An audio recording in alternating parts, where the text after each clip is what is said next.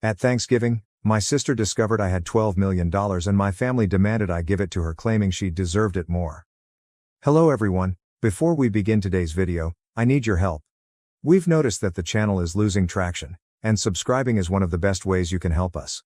It's quick, free, and allows us to continue bringing you great content. Your support means everything. Let us keep this channel growing collectively. Thank you very much. Now, let's begin the video. Using a throwaway for obvious reasons, with certain specifics modified to preserve anonymity.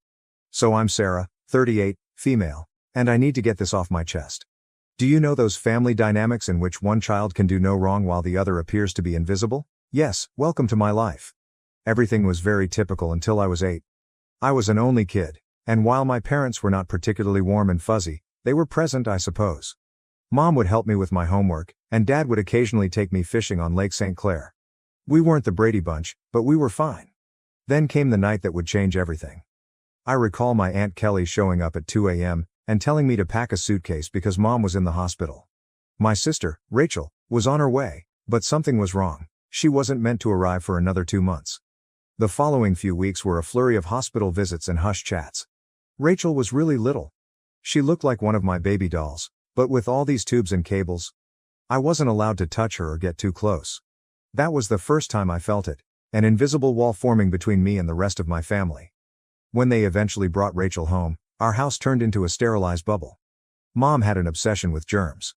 I'm talking industrial strength disinfection throughout, hand sanitizer stations in each room, and constant cleaning. The harsh odor of bleach still causes me distress to this day. But here's the bit that really messed me up. Whenever I showed the slightest symptom of illness, I was whisked off to either Grandma Marie's or Aunt Kelly's house. I mean every time. Sneeze once, pack your bags. A mild cough, you're off to see Grandma. At first, I thought it was enjoyable. Grandma Marie would make cookies, and Aunt Kelly had a fantastic collection of Nancy Drew books that I was working my way through. But children are not stupid. After a while, you begin to understand what is actually going on. You are not being sent away on adventures, you are being handled as a threat. As if your entire existence could damage your beloved sister. I tried everything to gain their attention in a healthier manner. Honestly, everything? Got all A's? Mom would scarcely look up from Rachel's most recent doctor's appointment calendar. Won first prize in the scientific fair with a project about renewable energy. Dad just asked if I could store the display board in the garage since Rachel is allergic to cardboard dust. Is this even a thing? The real kicker came when I was 12. For months, I'd been practicing for the school talent show, teaching myself to perform Bridge Over Troubled Water on the piano. I know it's a little too obvious. Rachel had a 99.1 degree Fahrenheit fever on the night of the show. Guess who did not have anyone in the audience? Meanwhile, 2 weeks later, the entire family, including both sets of grandparents, attended Rachel's 15-minute flute recital, during which she essentially killed hot cross buns. Rachel immediately learned how to use the system. By the age of 7, she had outgrown any real health difficulties, but that didn't stop her from performing. Headache? Must remain home from school. Feeling tired? Someone else, guess who, should perform her tasks. Worried about a test? Mom would literally call the school to have the deadline extended. I began spending more and more time in my room, immersed in books about art history and antiques. It's funny how life works out sometimes. My room became my sanctuary, mostly because Rachel claimed she was allergic to my lavender air freshener, so it was the only place she wouldn't go. Do you know what is actually wrong? When she pretended to be sick, a part of me felt grateful. At the very least, I'd be taken to Grandma Marie's, where someone would ask about my day or be interested in what I was about. Grandma was the one who sparked my interest in vintage jewelry. She had an incredible collection of costume pieces that she let me organize and catalog. I suppose I should have regarded it as prophetic. The worst thing wasn't even the clear favoritism. It was how they rewrote history to excuse their actions. Rachel just needs more attention because she had such a rough start. Sarah's always been so independent. Sarah understands that her sister has special needs. Number I did not comprehend.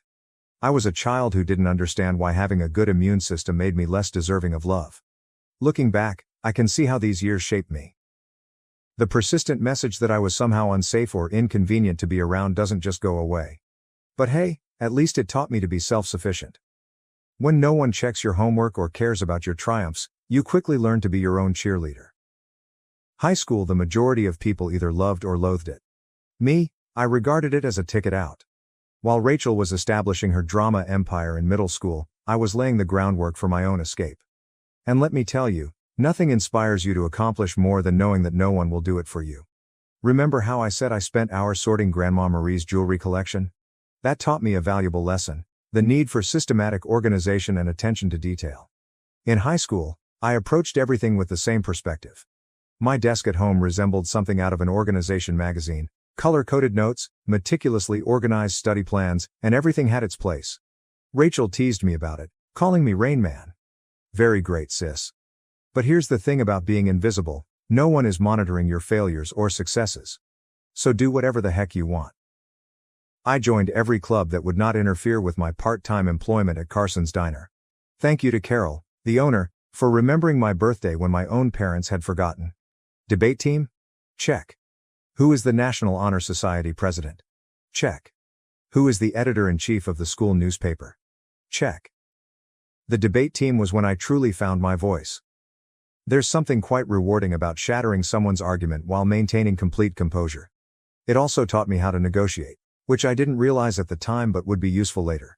I've won states twice. Rachel had major soccer games, therefore my parents were unable to attend both competitions. She was on the C team, did not even play. The game changer the junior year was when things truly became interesting. I took the SAT and received a flawless score. Not like, oh, pretty good, perfect. I mean, perfect. 1600. You know how many people receive that? Less than 1%. I remember staring at the results screen for almost 20 minutes, convinced it was an error. I rushed home to tell my parents. I realized this is stupid. Mom was in the kitchen assisting Rachel with her English homework. The conversation went something like this. My reaction: Mom. Look, I got a perfect SAT score. Mama. That's nice, honey, but can you keep it down? Rachel's trying to concentrate. She has a big test tomorrow. Rachel, you're correct. Yeah, some of us actually have to study, Miss Perfect. She said. Rachel, sweetie, don't stress. You're just a different kind of learner. I still have the hard copy of those SAT results someplace. Never got pinned on the fridge. But Rachel's C+ in English? That infant received primo refrigerator real estate, complete with a "we're so proud of you" magnet. College applications. The college application procedure was interesting. I applied to 15 schools without informing anyone. I wrote all of my own essays, gathered my own recommendations, and handled all of the financial assistance paperwork myself. My guidance advisor, Mr. Chen, was the true MVP. My parents were too busy to help me with the FAFSA, so I stayed late after school. Then acceptances began to arrive. Harvard, Yale, Princeton, Michigan, and each one comes with a scholarship offer. I stored them all in a locked box under my bed, knowing what would happen if Rachel discovered them. They'd suddenly shifted their focus entirely to her. But if Sarah goes to Harvard, I'll be all alone. Or some nonsense like that. The day I received my full ride offer from UMich, Rachel joined JV cheerleading. Guess which one was celebrated with a family feast? Hint, I had microwave mac and cheese in my room while they went to Olive Garden. But, you know what? The scholarship was my golden ticket. Tuition, lodging and board are all included, as is a book allowance. I could finally leave that house, where I was either invisible or inconvenient. The day I received my acceptance package, I went to my favorite spot in the local library, a fourth-floor window seat overlooking the park, and grieved for an hour. Not sad tears. There were tears of relief. When I told my parents at supper that I was going to UMich, they were ecstatic. He said, Michigan? But that's so far. What if Rachel needs you? She replied, I hope you're not expecting us to help with expenses. Rachel's cheerleading competitions are very costly. Rachel is crying. Oh my God, finally. Can I have your room? I need space for my TikTok videos. The summer before college I worked double shifts at Carson's Diner to save money. Carol, bless her heart, always gave me additional tips and made sure I got to take home leftover pie at the conclusion of my shifts. She also taught me a vital skill: how to recognize genuine people in a society full of fakes. Baby, she'd tell me, in diners and in life, the ones making the most noise usually have the least to say. Move-in day at U Michigan? My folks couldn't attend because, surprise, Rachel had a cheerleading competition. Aunt Kelly drove me instead, helped me set up my dorm room, and gave me a $500 envelope. Your Grandma Marie wanted you to have this, she told me. She's so proud of you. Later, I learned that Grandma had been saving that money from her Social Security checks for months. That first night in my dorm room, I promised myself, I was going to create such a wonderful life that being overlooked would be inconceivable. Not for vengeance. Nothing to prove to my family. But what about the 8-year-old girl who used to get sent to Grandma's house for sneezing? College and the beginning of something new. College went by in a flurry of all-nighters, instant ramen, and heavenly independence. I graduated summa cum laude from the University of Michigan. Not that my folks noticed. They were too busy helping Rachel transfer to her third college in 2 years. But this is where the plot takes an unexpected turn. I got an entry-level job at Everett and Phillips Auction House in Detroit. I won't use the real name for obvious reasons, but if you're in the business, you probably know who I'm talking about. A genuine high-end establishment, many old money clients, that type of transaction. I began with their estate sales business, which involved documenting the belongings of wealthy individuals after their deaths. Not exactly glamorous, but it paid the bills. The breakthrough. My first several months were very standard, logging countless china sets, categorizing vintage furniture, and so on. Next followed the Kingston estate. Mrs. Kingston was an elderly widow who had died with no children, leaving behind what everyone assumed was a huge collection of costume jewelry. Rooms filled with the material? This is where those hours at Grandma Marie's came in useful. I'm looking through this stack of jewelry when something catches my attention. It's an Art Deco brooch. Nothing really showy, yet something about it felt different. The weight was unsuitable for costume jewelry. The clasping mechanism was far too complex for a copycat. I believe I spent my whole lunch break that day researching old jewelry markers and signatures. I ended up staying late at the office to use the company's membership to several antique jewelry databases. The more I looked, the more certain I got that this was not costume jewelry. It was the real stuff. Problem was, I was the new girl. Nobody would believe me if I claimed we had a potential treasure on our hands. So I did what the debate team taught me. I meticulously prepared my argument. I spent 2 weeks during lunch breaks and evenings learning everything I could about Art Deco jewelry authentication. I even used some of my pitiful excuse for savings to pay for an online gemology course. Finally mustered the guts to approach my boss, Mr. Harrison. I brought the entire presentation, which included comparative images, historical documentation, and the works. The conversation went something like this. My response: "Sir, I think we might have something significant in the Kingston collection." Harrison, scarcely looking up from his phone, says, "Sarah, we've already cataloged those as costume pieces." You are correct. I know, but look at these maker's marks. They match perfectly with Cartier's 1925 signatures. Harrison, finally paying attention. Where did you learn all of this? My reply was, I did some research. Long story short, the costume brooch sold for $47,000 at auction. It turns out that it was part of a limited collection created for some European set in the 1920s. But here's the real kicker. Harrison started to trust me after that. He began giving me other artifacts to authenticate. Suddenly, my pointless pastime of sorting antique jewels acquired real significance. I devoted myself to learning everything I could about vintage jewelry. I took every online course I could afford. I spent weekends at estate sales, researching items. Even began a small notepad to document various authentication procedures. My apartment looked like a jewelry scholar's fever dream, with walls covered with printouts of vintage hallmarks and certification guidelines. The auction house started getting results. I was discovering important items that others had overlooked, developing contacts with collectors, and knowing the market. My commission checks became larger. For the first time in my life, I was not simply surviving, I was also saving money. Family? Still remarkably uninterested. At Sunday dinners, which I still went to like a fool, the discourse went like this. Mom. Sarah's still at that antique shop, right? This is me. Auction house, and yes. Actually, I just authenticated a rare Tiffany piece. Rachel interrupts. Oh my God, speaking of jewelry. You guys have to see this charm bracelet I bought at the mall. But I didn't care anymore. For once in my life, I had discovered something wholly mine. Something I was actually excellent at. Something unrelated to being Rachel's sister or family disappointment. The Rothschild collection. Then came the Rothschild collection. This was about 2 years into my employment at the auction business. A massive estate. Old money family. There's a lot of buzz in the industry. I was part of the team that cataloged their jewelry collection. And that's when I noticed it. A fairly commonplace Art Nouveau piece that everyone else had missed. I spent 3 days investigating it. I barely slept. It turned out to be a piece from a famous French jeweler's private collection, which was supposed to have been lost during World War II. When it sold at auction for $238,000, Harrison summoned me to his office. I believed I was being promoted. Instead, he said something that completely changed the situation. "Sarah, you're wasting your talent here. You should be running your own authentication business." Initially, I shrugged it off. Me? Start a business? With what money? However, the notion took root. I began doing modest freelance authentication projects on the side. Word spread that I had a terrific site.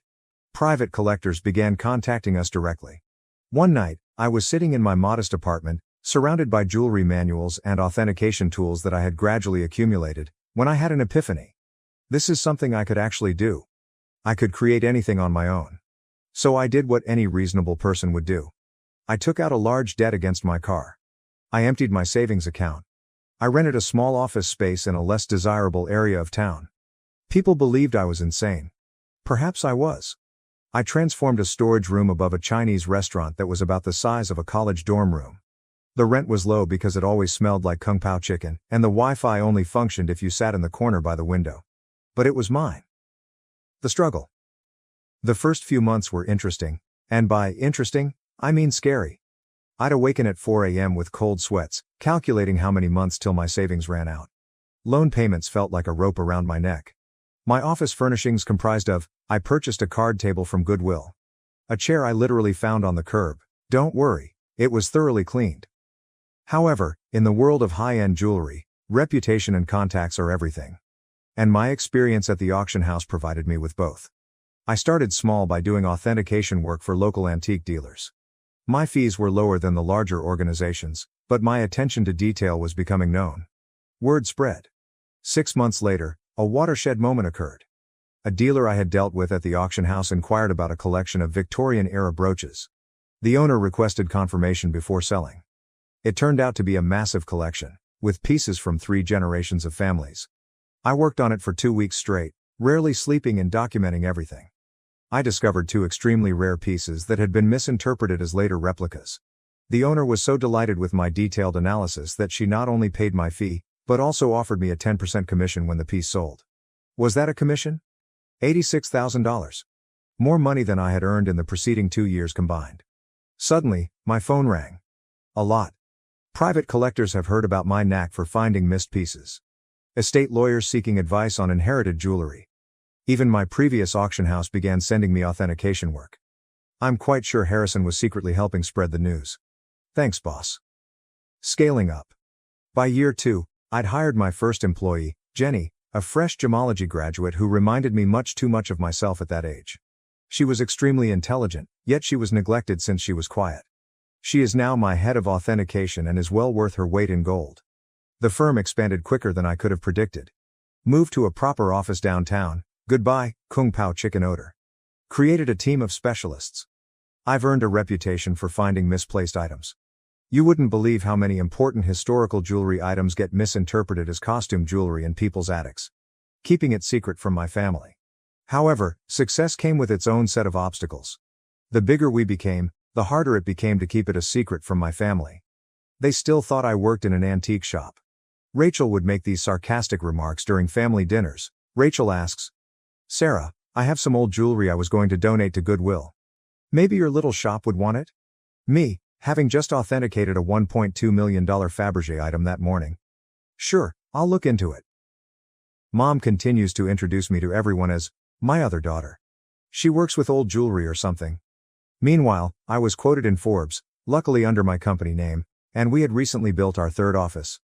What's strange about it? Keeping the secret became almost enjoyable. Like this private joke with myself. I'd sit at Sunday dinner in my Target discount outfit, really Chanel, listening to Rachel speak about her entry-level marketing job, knowing I'd just closed a deal for more than her annual income. I even started playing tiny games with myself, such as wearing authentic Harry Winston pieces to family gatherings and seeing whether anyone noticed. They never did.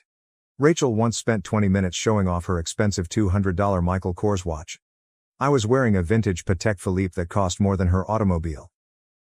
Managing growth. However, the real challenge was managing growth. By year 5, we'd established offices in Detroit, Chicago, and New York. I spent more time on airplanes than in my own bed. We built a reputation for discretion. It turns out that many wealthy people want their jewels verified without the rest of the world knowing. The money was enormous. For example, we needed to hire a large team of financial advisors. Nonetheless, I maintained a relatively modest lifestyle. I purchased a nice, but not flashy house in a desirable neighborhood. I drove a high-end, but not obvious car. The only place I truly splurged? My home office. Advanced authentication equipment. The most effective security system money can buy. A custom-built vault to make Fort Knox envy. What's with the irony? They believed I was being frugal by aiding them. Mom would remark things like, "It's so sweet of Sarah to help out. She must be eating nothing but ramen to manage it." Meanwhile, I had just validated a collection, which earned me a commission greater than their mortgage. You know what's strange about success? The more you have, the more difficult it is to explain to others who have always perceived you as inferior. It's like explaining color to someone who has only seen black and white. They lack the necessary context. By this stage, my company was doing really well. We had the Midwest's high-end jewelry authentication industry cornered, and our reputation was solid gold, pun intended. But every Sunday, I'd travel to my parents' house for dinner, playing Sarah, the modest antique shop worker. The cognitive dissonance was becoming ludicrous. I'd spend my mornings on conference calls with Dubai collectors, my afternoons authenticating million-dollar pieces, and my evenings at my parents' house in carefully chosen normal clothes, eating Mom's overcooked pot roast while Rachel dominated the conversation with stories about her latest marketing triumph. Usually something like bringing her boss's coffee without spilling it. A defining moment. One Sunday is very memorable in my mind. I had just completed a huge transaction, authenticating a missing Cartier piece that had been resting in someone's safe deposit box for 40 years. Was it just the commission? 7 figures. I drove directly from the meeting to my parents' place, still euphoric from the successful authentication. She said, "Sarah, honey, is everything okay? Your clothes are looking a bit worn." "Oh, trying to save money," I said, wearing a $3,000 cashmere sweater that I had purposefully chosen for its subtle appearance. Rachel responded, "Well, if you'd gotten a real job instead of playing with old jewelry." "Your dad." "Rachel, be nice, not everyone can be as successful as you." I almost choked on my pot roast, trying not to laugh. The anonymous transfers monthly payments to my parents began about this time. Aunt Kelly informed me that they were struggling to pay Rachel's educational loans and medical bills. Mom casually stated that they might have to sell the house. I couldn't let that happen. Despite everything, it was still the home I grew up in. So I initiated an anonymous monthly transfer of $5,000 to their account. When asked, I said I was giving $1,000 by living on rice and beans. They imagined the rest came from Aunt Kelly or another family. Rachel, of course, claimed responsibility for inspiring family members to help. Watching Rachel spend my money. The money was helpful, but it also had unexpected consequences. My parents began treating me with a strange combination of sorrow and patronizing pride. As if I were some kind of noble poverty case, sacrificing everything to support the family. Meanwhile, Rachel's spending became more extravagant. She'd arrive for dinner with new expensive bags, claiming they were outlet finds. They weren't. I can recognize a genuine Gucci at 20 paces. She began taking extravagant vacations and bragging on Instagram about her fortunate life. I'm very convinced she used my support money for shopping sprees. However, I remained silent. The irony was simply wonderful. The MBA drama. Then came the college fund drama. Rachel revealed that she wants to return to school for her MBA. Another private university, of course. Only the best for the golden child. Mom contacted me in tears, explaining how they couldn't afford it. I say, maybe Rachel could look at state schools? They have good programs too. My mother. Oh honey, you don't understand? Your sister needs to maintain certain standards. But, speaking of assisting, may I increase my monthly contribution for a few years? I increased it to $7,000 per month. My accounts were unaffected. But witnessing them compliment Rachel for taking initiative with her education, while presuming I was living on ramen to help out, that stung a little. The actual kicker? I was giving a guest seminar at the same business school Rachel wanted to attend. My family didn't know that. The dean personally invited me to give a lecture on luxury goods authenticity and business growth. I had to come up with an excuse as to why I couldn't attend Sunday dinner that week. My own achievement started to feel like a distinct life. As if I were some kind of corporate superhero with a hidden identity. By day, I was running a multi-million-dollar authentication business. By night, well, on Sunday evenings, I was just Sarah, The disappointed daughter who worked at an antique shop. The breaking point, Thanksgiving. The weight of the untruth was becoming heavier. Rachel made rude remarks about my career on multiple occasions. Each time Mom apologized to her friends for my modest lifestyle. Every time Dad suggested I get a real job. I believe I always knew it would end dramatically. I just didn't expect it to implode so spectacularly on Thanksgiving. It began 2 weeks before the holiday. Mom called, weeping about her back discomfort. She had been diagnosed with a herniated disc, and the notion of cooking Thanksgiving dinner for 20 guests overwhelmed her. Now, I'd like to tell you that I offered to help purely out of goodwill. But really?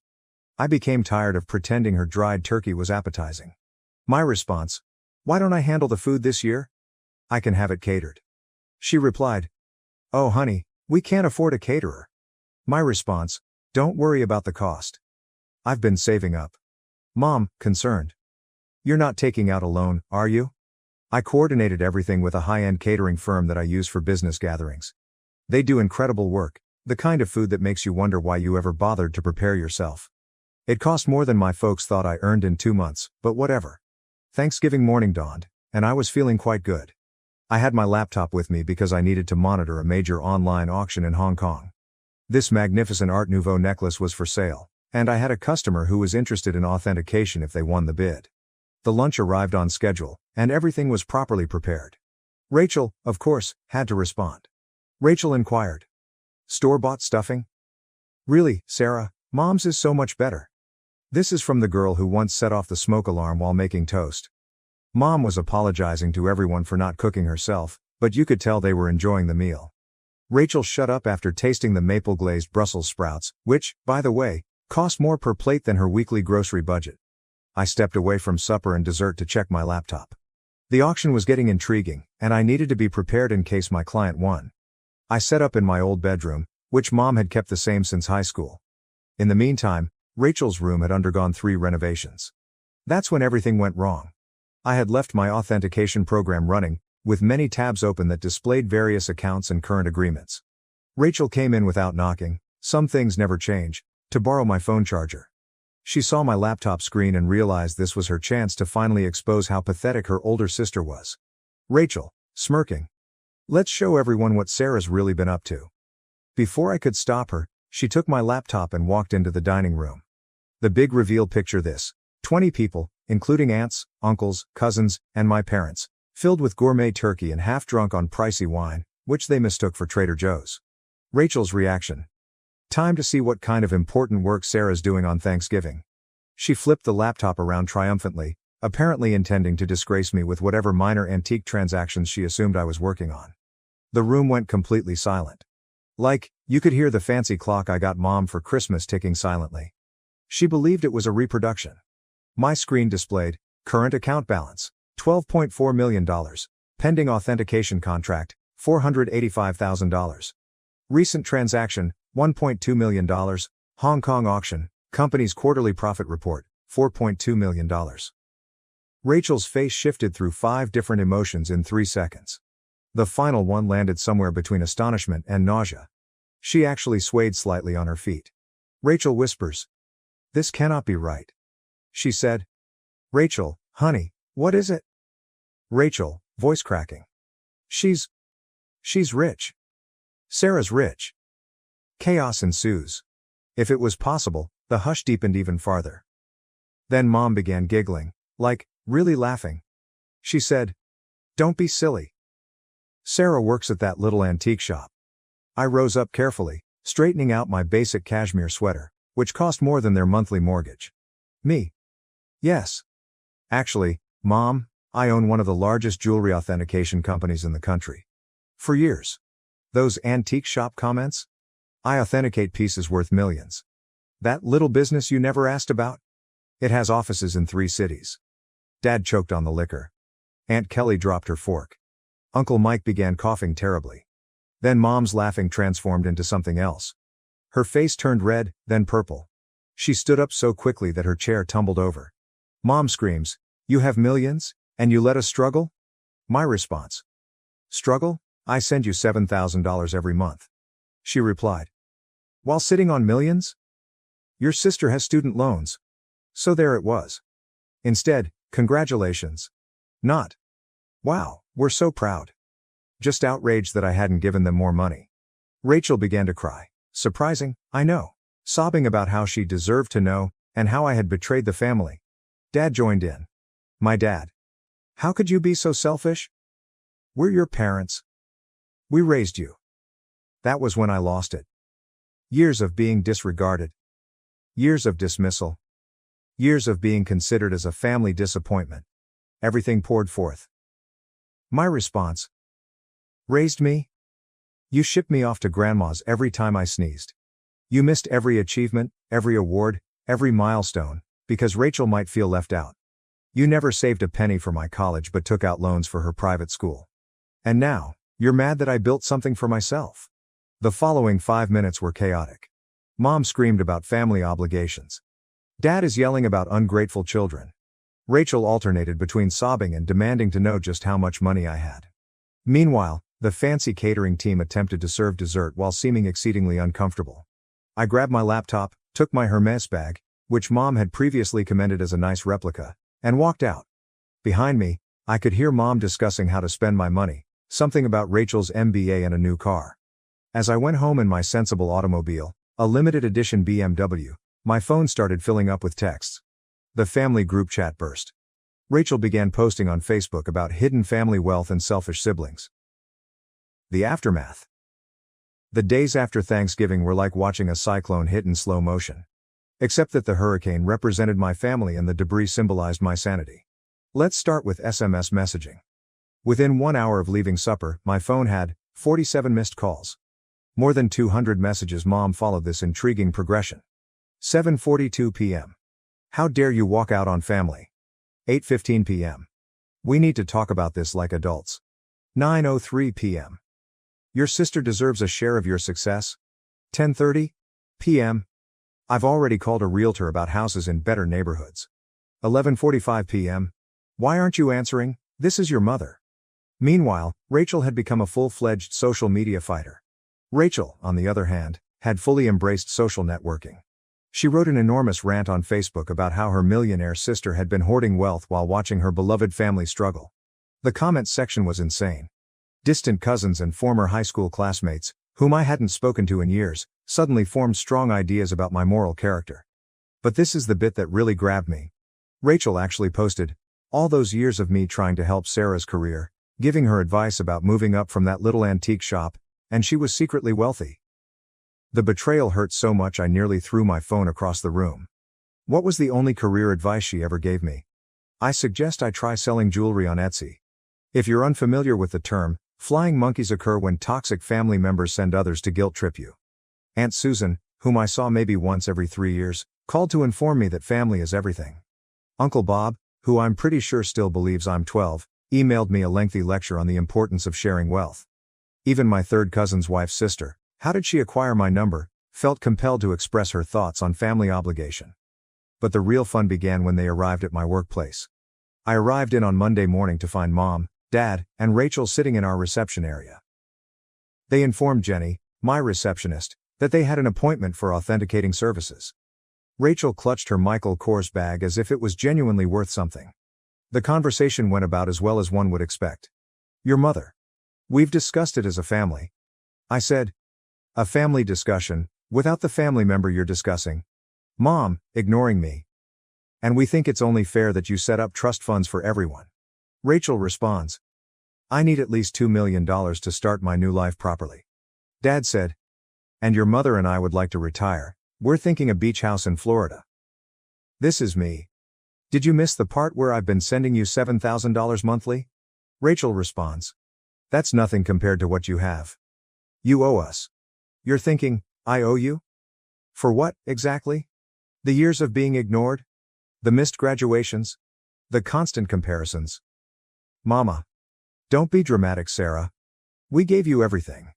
My response. No. I gave myself everything, and you know what? I'm done. Right there in my own office lobby, I took out my phone and canceled the monthly transfers to their account. Mom gasped as if I'd slapped her. Rachel began her phony crying performance, but quickly stopped when she saw it wasn't working. Then things became ugly. They refused to leave. I had to contact security. Seeing my 60-year-old mother being dragged out while yelling about ungrateful children was bizarre. Jenny asked whether I wanted to press charges. I said no. However, I did have their names placed on the building's do not admit list. The harassment lasted for weeks. New telephone numbers. Fake email addresses. Even tried to contact me through my company's customer service. I finally had to issue a formal legal notice, threatening harassment charges. Mom then played her final card. She called Grandma Marie. But here's the thing about Grandma Marie, she is wiser than all of them together. How did she respond? Good for Sarah. About time someone in this family succeeded on their own terms. Mom did not speak with her for 2 months after that. It has been 6 months since Thanksgiving. I relocated to a new home, with better security. I changed all of my numbers. What about the company? We are doing better than ever. It turns out that my family problems attracted several high-profile clients who respected my caution in the circumstance. Rachel continues to write passive-aggressive updates about toxic wealth and family betrayal. According to what I've heard, she is beginning her own jewelry authentication firm. Good luck on that. Mom and Dad finally stopped trying to contact me when my lawyer wrote them an official letter outlining how the harassment charges would affect their lives. They're now informing everyone that they never wanted my money anyway, and that they're praying for my salvation. What's the best part? For the first time in my life, I feel liberated. No more Sunday dinners full of sly insults. No more downplaying my accomplishments to spare their feelings. No longer financing for the Rachel show. My therapist believes I am finally establishing healthy limits. I say, I am finally living authentically. So, that is my story. Reddit? Thanks for allowing me to share it. Special thanks to the catering firm, who sent me a Christmas letter stating that the Thanksgiving meal was the highlight of their year. Edit, responses to common questions. Yes, I am still in treatment. No, I do not regret cutting them off. Yes, Grandma Marie is doing well. She's coming to visit next month to help me catalog a new collection. One last thing. To Rachel. I know you're probably reading this. What about the Cartier bracelet you're wearing in your most recent Instagram post? Definitely a fake. Just saying.